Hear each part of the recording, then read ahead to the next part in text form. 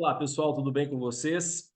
Hoje vim aqui retificar uma informação que eu passei para vocês no vídeo anterior, de que provavelmente, né, a FUMARC ou a Fundep organizariam o próximo concurso da Polícia Civil do Estado de Minas Gerais, porque vamos dizer assim, as pessoas especializadas em notícias de concurso divulgaram uma foto do extrato do edital para a realização do próximo concurso da Polícia Civil do Estado de Minas Gerais e lá consta como a ganhadora a FGV. Então, no vídeo de hoje, a gente retifica essa informação e provavelmente será de fato a FGV que irá organizar esse próximo concurso da Polícia Civil do Estado de Minas Gerais. O que que isso muda nos seus estudos? Basicamente, trocar aí as questões que você vai fazer, que antes seriam ali da FUMARC, agora vocês vão fazer questões da FGV, tá? A base do seu estudo não muda, a base é a mesma, é o edital anterior, né, que foi o de 2021, que tinha a banca FUMARC.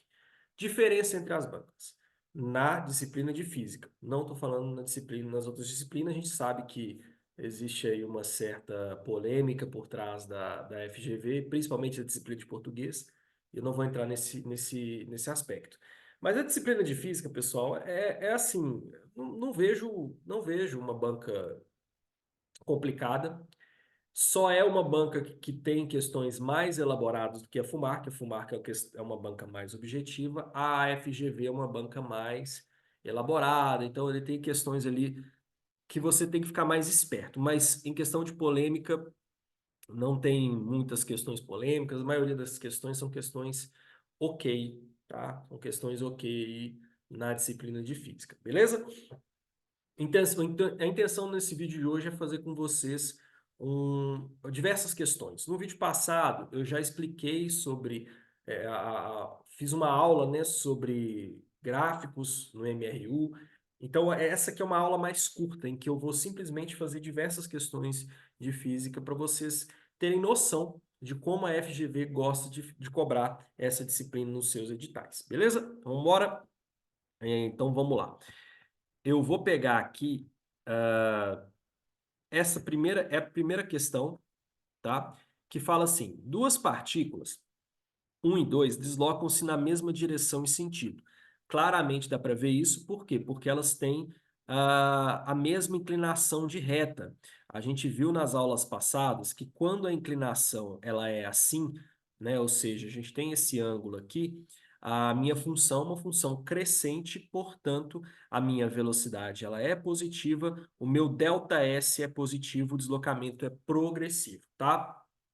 Como é um gráfico posição versus tempo, eu não tenho aceleração, portanto, aceleração zero, velocidade constante, tá? Porque é uma reta, é linear. Essa reta, essas duas retas, elas são representadas pela função SO mais V vezes T. É o famoso sorvete, tá? Que é uma função de primeiro grau, que é exatamente igual a Y a X mais B, tá? Em que o meu A é o meu V, o meu X é o T e o meu B é o SO. Bacana? Com isso aqui, eu já consigo modular uma série de coisas. Aqui, primeira, a pergunta é, a distância percorrida pela partícula 1 entre T0 e o ponto de interceptação com a partícula 2 foi de... Então, ele quer saber a distância que a partícula 1 percorreu até ela se encontrar com a partícula 2. Eu não vejo outra forma de resolver essa questão sem ser por desenvolver a equação dos dois móveis. Então, nós vamos desenvolver a equação de posição do móvel 1 e a equação de posição do móvel 2. Para quê? Para eu saber exatamente em qual ponto, em qual tempo eles se encontraram e, com isso, saber a distância percorrida pelo móvel 1. Tá? Show de bola? Felipe, como é que eu vou achar essa função? Galera, você vai achar essa função através de uma ferramenta lá na matemática, que é você, através do x e do y, descobrir ali a sua função. Eu vou começar pela S1, tá? Eu sei que os pontos S1 aqui, ó, são o seguinte: 0 e 200 e 2 e 600, tá? Então, ó, para o ponto 1, 0 e 200, 2 e 600, tá vendo? Então, para o ponto 1, eu tenho dois pontos. O primeiro x aqui meu é 0 e o y é 200. Tá? Isso me foi passado aqui. O segundo ponto, ele é o quê? Ele é 2 em x e 600 em y. Com isso, eu formo um sistema e com esse sistema eu consigo descobrir quem que é o meu A e quem que é meu B. Por quê? A, a intenção inicial aqui é descobrir quem que é meu A e meu B para eu ter a equação. Depois que eu tiver a equação de um e tiver a equação de 2, eu vou igualar as duas para saber em que ponto a posição é igual. Mas daqui a pouco eu explico isso novamente. Vamos primeiro desenvolver a equação de S1 e desenvolver a equação de S2 com os pontos cartesianos. Eu vou formar duas equações. A primeira é, tá vendo, ó, que a gente vai falar primeiro de AX, depois a gente transforma em SSO, porque eu e vocês, nós estamos mais acostumados com Y é igual a AX mais B do que S é igual a SO mais BT, tá? E depois a gente transforma isso para SSO. Pessoal, eu tenho a primeira função, que é o seguinte, o meu Y é zero, então, ó, zero é igual a A vezes X, que é 200, tá? Mais o B. Eu vou pegar esse é o primeiro ponto cartesiano. O segundo ponto cartesiano é o seguinte, o meu y, porque isso aqui, galera, é y e x, tá?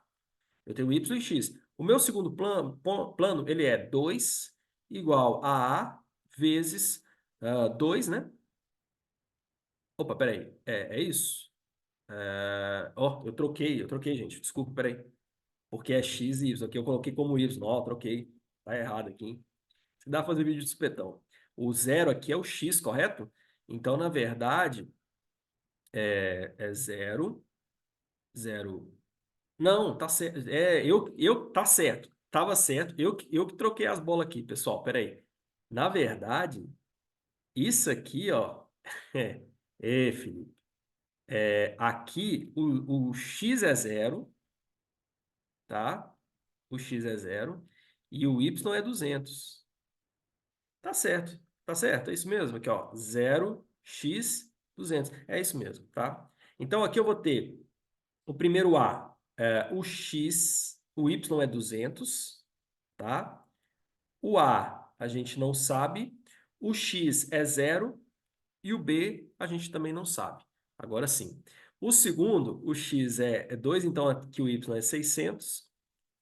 Eu tenho o A vezes 2 mais B. Agora sim. Pessoal, A vezes zero é zero. Então significa que o B é 200. Tá? Então eu já sei que o meu B é 200. Ok?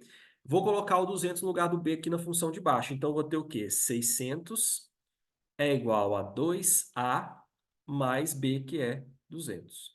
Passo 200 para lá com o sinal invertido, a operação invertida. Então, se é mais, vira menos. Então, fica 600 menos 200. Isso é igual a 2A. Aqui vai dar 400, que é igual a 2A. A igual a 400 por 2, que é igual a 200, certo? Se eu não tiver feito nenhuma conta errada, é 200. Então, a minha função 1 é o quê? B vale 200 e A vale 200. Então, a minha função 1, ou seja, o S1, que eu vou pôr aqui do lado, ele é igual a o A, que é 200, tá? 200x, mais B, que é 200 também.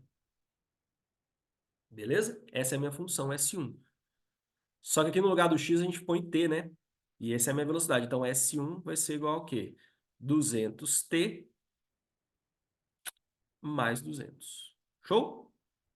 Agora eu vou apagar essa conta porque eu quero achar agora a função do S2. Vamos lá? A função do S2 vai ser como? A função S2 vai ser o menos 600 é zero, então x, que é o nosso t, é zero, menos 600y. E depois eu vou ter 0 para o S e 2 para o X. Então, vamos lá, colocar esses planos cartesianos.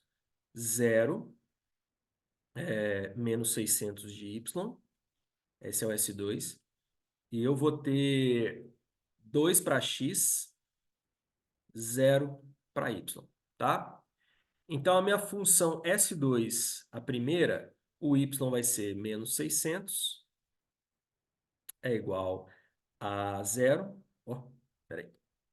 É igual a, que a gente não sabe o valor, vezes o 0 mais B. Ou seja, o nosso B é igual a menos 600 aqui, tá? Agora eu vou fazer a mesma coisa, outra função, que seria 2 e 0, tá? O meu Y é 0, eu tenho o A, que a gente não sabe quanto é, vezes 2, menos 600, que já é conhecido o meu B. Passo para lá, inverte a operação, então é negativo, vira mais. Então fica 600 é igual a 2A. Então meu A vale 600 por 2, que é 300. Então a minha função S2 vai ser o quê?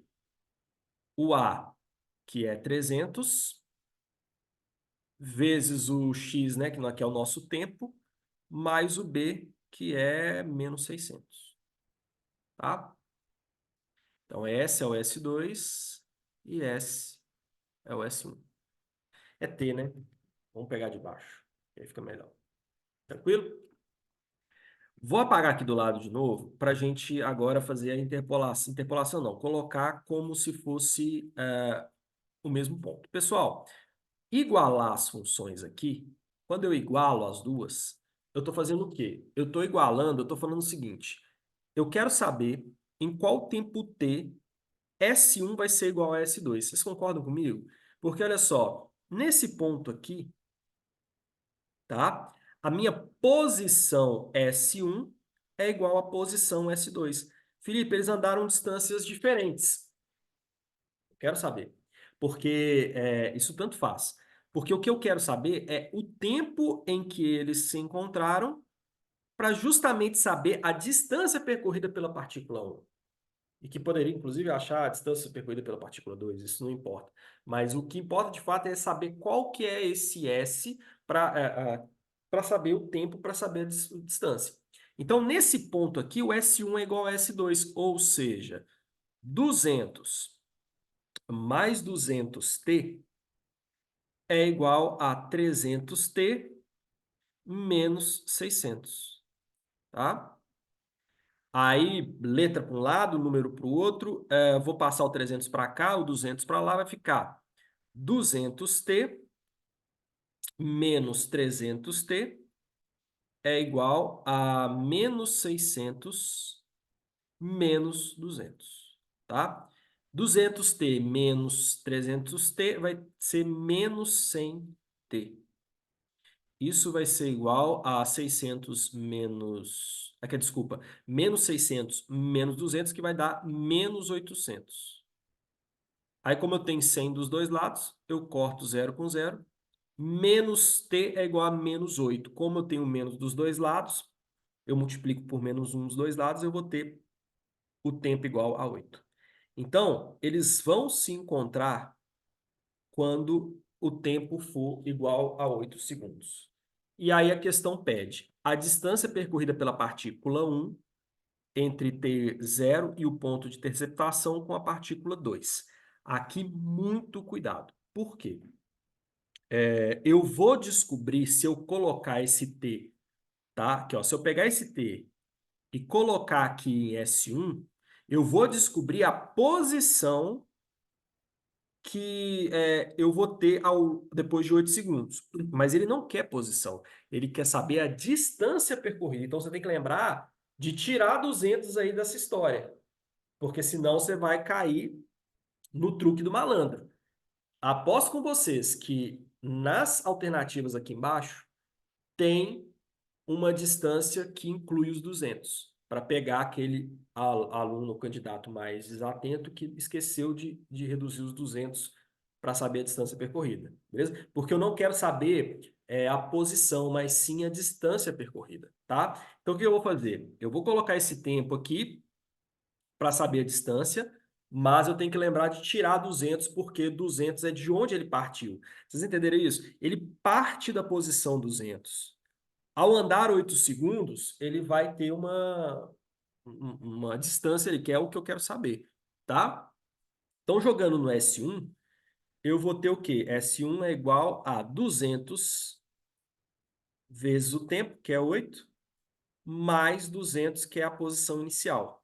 S1 vai ser igual a 1.600 mais 200. Esse mais aqui nem faz sentido a gente colocar, por quê? Porque esse mais é a posição inicial, correto? O que eu quero saber é a distância percorrida. Então, esse S1 aqui, na verdade, é a distância percorrida. Então, a distância percorrida foi de quanto? 1.600 metros, tá?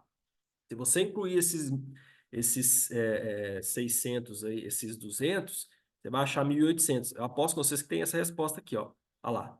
Dito e feito. Tem a resposta ali, 1.800, mas não. É 1.200, né, pessoal? Porque 1.800, 1.600, aliás. Porque a gente viu que esse 200 não faz sentido. Você poderia, inclusive, saber que aquele 200 ali na frente do T é a minha velocidade. Então ele anda quanto? 200 metros, não, né? É metros mesmo? Opa, é 200 metros. 200 metros por segundo, tá? Então, na verdade, ao longo de 8 segundos, ele andou 1.600 metros. Show? Questão de professor de ensino fundamental e médio de física lá da FGV 2023. Tá vendo? É uma questão enjoada, mas não é uma questão de outro mundo também, não. Então, dá para resolver se você tiver os conceitos corretos. Show? Próxima questão? Vamos lá. Eu vou tentar fazer uma. Não, física quântica nuclear, isso aqui sem chance. Eu vou tentar fazer uma questão de um outro assunto, tá? Para a gente mostrar como é que é a questão da FGV. Essa questão de 2023, acho que é a mesma questão, né? De ah, a mesmo concurso, né? Beleza? Vamos lá. Como destaca a primeira lei da termodinâmica, pessoal, a primeira lei da termodinâmica diz que você tem que você tem um ciclo ali, né? Não há troca de energia, né? Se eu tenho um sistema fechado, ou seja, o trabalho vai ser igual aliás, a variação de energia interna vai ser igual ao trabalho e o calor produzido ou gerado e tal. Essa é a primeira lei da termodinâmica, que diz também que você não pode produzir energia do nada. É aquela velha regra que energia não se perde, não se cria, apenas se transforma, tá? Um exemplo dessa transformação é a conversão de energia cinética em energia elétrica. Então, ó, a energia cinética se conserva e se transforma em energia elétrica. Energia cinética é aquela de movimento, tá? Então, todo corpo que tem movimento, ele tem energia cinética que pode ser observada. Então, ó, energia cinética e energia elétrica é quando você tem um movimento em energia potencial elétrica. Bacana? Então, ó, em qual situação isso pode ser observado?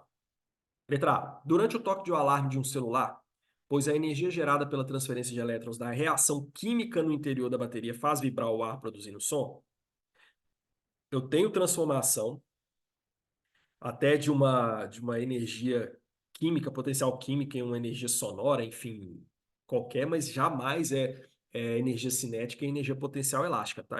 É potencial elétrica, tá, pessoal? Esquece.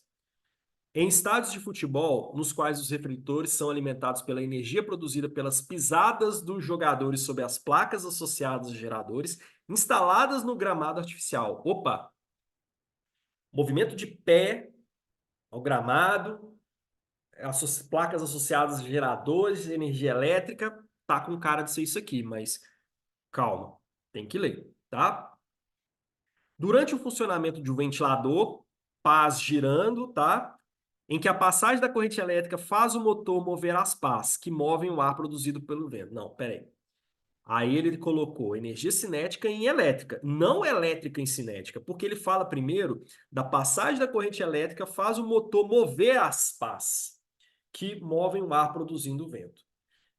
Eu estou falando de transformação de energia cinética em elétrica. Eu vou deixar aqui, porque a gente vai analisar depois, mas a princípio não parece ser essa, tá? A não ser que ele trocou aqui as transformações, mas não está com cara de ser isso aqui, não. Letra D. Um chuveiro elétrico, já que o aquecimento da água ocorre em consequência de movimentos elétricos que percorrem a resistência. Não. Pessoal, a letra D é o famoso efeito Joule, que transforma a energia elétrica em energia térmica. É o que acontece, obviamente, no chuveiro, mas é uma energia elétrica, potencial elétrica, sendo transformada em energia potencial térmica ou calor, tá? Show? Não pode ser a letra D. Letra E. Em um carro no qual a explosão do combustível gera calor e faz com que o ar superaquecido dentro do cilindro motor do carro empurre o pistão do motor, produzindo movimento. Aqui eu tenho uma transformação de energia potencial química em energia potencial térmica, que é o calor, e depois transformada em energia cinética. Mas notem que a questão pediu para mim uma conversão de energia cinética em elétrica. Então, não tem nada a ver isso daqui. Então, a gente tem duas alternativas, letra B e letra C. Qual delas é a correta na minha visão? Na minha visão, letra B. Porque a letra C está falando do contrário. Está falando de transformação de energia elétrica em cinética, tá? Já a B não. A B já fala da transformação de energia cinética, na pisada lá dos jogadores, transformada em elétrica. Essa é a correta, beleza? Como a gente pode constatar aqui. Tranquilo? Deixa eu até ver quantas pessoas acertaram, porque a gente tem uma noção de quantas pessoas estão estudando o assunto. Olha só, pessoal, são é, 50 pessoas que fizeram, praticamente 50 pessoas que fizeram, 24 erraram e 23 acertaram. Você pega, assim, a estatística de reacertos em física aqui no TEC, você percebe que o pessoal erra muita questão de física, tá? Eu sei porque eu já dei curso de física para o pessoal da PRF, para estudantes para o concurso da PRF. Gente, assim, é absurdo o tanto de gente que deixa questões de física em branco nesses simulados e nessas questões. Muita gente. E agora, por exemplo, no concurso para perito, não tem jeito, velho. Vai vir física, e se vier, cara, você tem que matar a maioria das questões. Show de bola? E a maioria das pessoas que se dividiram aí, dividiram com a letra D. Depois da letra B, que foi a maioria que acertou, a maioria marcou a letra D, que não faz nem muito sentido, né? A pessoa foi pela pegadinha que a banca tentou colocar de movimento de elétrons em resistência elétrica, e a pessoa, movimento de elétrons, resistência elétrica e tal. Então, às vezes, é por desatenção mesmo da situação. Show? Próxima questão. Essa questão é mais complexa, tá, pessoal? Tá falando aí de ângulo formado, a gente tem um movimento circular. Eu vou tentar fazer questões que a gente consiga ver mais outras coisas além disso, tá? Ah, bom, deixa eu ver essa daqui. Não, fazer outra também. Vamos lá. Essa é 2016 mais antiga, mas enfim. Diversos aparelhos usados em nossa casa utilizam transformações de energia. A esse respeito, assinar a afirmativa correta. Letra A. O forno de micro-ondas transforma energia elétrica em calor. Ó, vou deixar em stand-by, depois eu volto nela, tá? Letra B. No ferro de passar roupa, a energia elétrica é transformada em radiante. Gente, nunca ouvi falar de energia radiante na minha vida, tá? E, na verdade, é transformação de energia elétrica em energia térmica, ou calor. O aquecedor solar utiliza a transformação de energia radiante em elétrica. Entendi. Ele está utilizando o conceito de de energia do sol, sei lá. Eu vou deixar essa aqui em stand-by, mas eu nunca ouvi falar de energia radiante, tá? Letra D. O ventilador transforma energia elétrica em radiante, utilizando os conceitos que ele colocou aqui, porque eu nunca ouvi falar dessa tal energia radiante. Ele está considerando a energia radiante como se fosse radiação. Pô, que termo estranho em FGV, mas não é isso não. A lareira transforma energia potencial em cinética. Gente, A lareira transforma energia potencial química em calor. Então, não. Tá? Vamos lá. O aquecedor solar utiliza a transformação de energia radiante em elétrica. Aquecedor solar.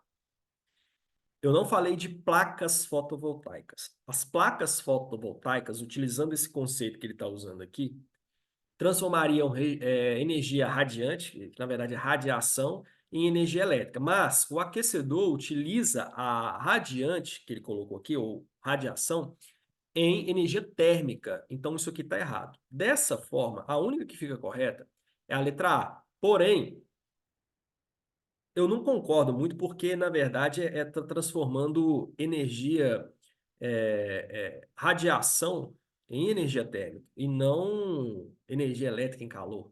Porque o micro-ondas em si, ele não produz calor. É tanto que se você ligar o micro-ondas sem nada ali dentro, e ele tiver seco, não tiver com nenhum resquício de gordura nem nada, você não vai ver nada, você não vai ver aquecimento nenhum. Por quê? Porque o micro-ondas em si não aquece, ele emite ondas que com a partir da...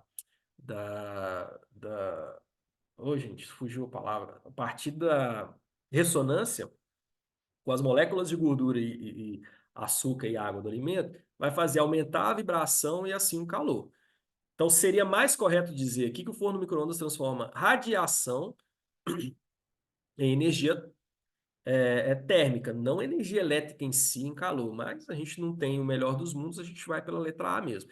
Tá vendo? É aqui que a gente entra com aquele negócio. Cara, às vezes a banca coloca coisas muito estranhas, mas você tem que colocar aquilo que está mais certo ou menos errado. Beleza? Próxima questão. Deixa eu ver. Tá, tá, tá, tá. Essa é uma questão mais complexa, acho que não vai cair no de vocês, porque está falando de Auger, partículas beta, gama, elétrons de conversão interna. Isso é um assunto de física quântica nuclear. Não acho que isso vai cair para vocês. Também não, está falando de outros assuntos. Aqui está falando de dinamômetro. Bom, vamos fazer uma questãozinha de dinamômetro? Vamos lá. Pesa-se um bloco de 20 quilos dentro de um elevador que está se movendo verticalmente em relação à Terra, em aceleração constante, como mostra a figura. Vamos lá. Questões de elevadores são sempre muito polêmicas. Primeiro que o elevador tem aceleração constante, como mostra a figura, e o bloco pesa 20 quilos, tá? Em relação, movimento verticalmente em relação à Terra, com aceleração constante. Tá, vamos lá. O dinamômetro indica 250 newtons, considerando gravidade igual a 10. Neste caso, é correto afirmar que o elevador em relação à Terra está subindo, descendo. O que ele está fazendo? Vamos lá. Galera, essa é a típica questão de peso aparente. Alguns livros chamam isso de peso aparente, que é uma manipulação das balanças de acordo com o movimento acelerado ou desacelerado de elevadores. Vocês já repararam isso? Quando vocês estão, por exemplo, subindo ou descendo o elevador de forma acelerada ou desacelerada. Quando você sobe, você percebe aquele frio na barriga, e aí você sente assim, é frio na barriga, mas é porque você está parado e a tendência do seu corpo continuar parado, mas o elevador sobe aceleradamente. Então você sente aquele sensação de que você está sofrendo uma força entre aspas para baixo, tá? A mesma coisa acontece quando você está subindo e de repente o elevador vai parando. Você sente uma ideia de que existe uma força para cima e você está meio que perdendo o chão ali. Essas coisas fazem também com que se altere os valores de força no dinamômetro ou na balança, tá? Que é o que a gente chama de peso aparente. Nas duas situações que eu listei para vocês, ocorre isso devido ao quê? Vamos lá. Vamos primeiro ver a situação de subir, tá? Eu vou subir aceleradamente. Quando eu subo aceleradamente, eu exerço uma força aqui que vai, na verdade, aumentar o valor da força medida pela balança. Porque pensa só, ó, eu tô aqui, beleza? Aí tem uma pessoa aqui no chão. Tranquilo? Eu pego e exerço uma força sobre esse elevador. Você está estático, mas essa força exercida sobre o elevador vai acabar sendo exercida também sobre os seus pés. Essa força a mais. E como a balança mede peso pela reação que você faz sobre o solo, você vai acabar somando essa força ao seu peso real. Então, o peso aparente aqui, que a gente chama de pelinha, seria o quê? O seu peso real mais a força exercida pelo elevador. Show de bola? Então, em tese, o que acontece aqui? Você tem um aumento de peso na balança. No contrário, quando você está chegando lá em cima, o elevador tem que frear, né? Porque se ele não frear, cara, já era. Você vai com tudo lá para cima. E é justamente isso que acontece. Olha só que maluco que acontece. Quando você está subindo, ele sobe uniformemente. Só que ele tem que parar. O que que ele faz? Ele exerce uma força para baixo. E aí tem um problema que é o seguinte: você tende a continuar para cima. Beleza? E essa tendência de continuar para cima seria mais ou menos essa força, seria essa força exercida pelo elevador para baixo, tá? E aqui você teria o peso também para baixo, tá? Vou apagar essa força aqui, beleza, galera? Esquece essa força. Que é só para te mostrar que o seu peso medido pelo dinamômetro, na verdade, no momento que você estivesse subindo e ele estivesse desacelerando, seria menor, porque seria pelinha, que seria o seu peso, menos a força exercida pelo elevador. Esses são os pesos aparentes quando você está subindo, acelerado ou desaceleradamente. Agora, e para baixo, Felipe? Aí a situação é um pouco diferente. Para baixo, galera, você também estaria. Ó, você está paradinho, imagina que o elevador caia de uma vez. Você perde contato com o solo. E como a balança mede, né? Por normal. Ah, Felipe, mas eu estou vendo é o dinamômetro. Gente, mesma coisa. Como a balança mede pela normal, o que que vai acontecer? Seria uma espécie de, tipo assim, de alívio de peso. Ó, imagina você está aqui agora, o seu chão aí que você está aí no chão e agora cai. Você perde contato, ou seja, o peso seria zero. Dessa forma, quando você está descendo aceleradamente, tá? É, o elevador exerce uma força que também nós consideraríamos para cima, tá? E o seu peso seria para baixo. Então, o seu peso aparente aqui seria peso menos força também. E lá embaixo, ao você chegar lá embaixo, o elevador tá descendo, descendo, descendo, ele tem que frear. Então ele faz o quê? Exerce força para cima. Ao exercer força para cima, ele vai pressionar o solo ao seu pé. Isso faz o quê? Faz com que o peso medido pela balança seja maior. Então, descendo aceleradamente, seu peso fica menor, aparente. E descendo desaceleradamente, ou seja, forçando o chão para cima, vai fazer com que o seu peso ali seja considerado maior na balança. Dessa forma, vamos ver. O dinamômetro indicou 250 newtons. O que que é peso, Felipe? Peso é a massa vezes gravidade, mg. O peso, então, real do negócio aí é 20 vezes 10, ou seja, 200 newtons.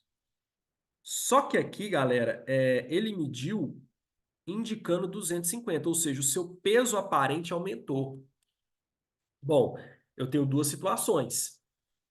Eu aumentei o peso aqui. Então, pode ter acontecido isso aí. Eu posso ter medido isso. Quando eu subi aceleradamente ou quando eu desci desaceleradamente. Ou seja, quando eu estava descendo e eu forcei o elevador para cima para frear. Porque são nessas duas situações em que eu aumento a minha força exercida sobre o solo ou sobre o dinamômetro. Dessa forma, qual que é a resposta correta dessa questão? Nesse caso, em relação o que que aconteceu? Eu estava subindo desacelerado, descendo desacelerado, velocidade constante. Velocidade constante, gente, vai acontecer o quê? Nada, não vou ter alteração de peso aparente.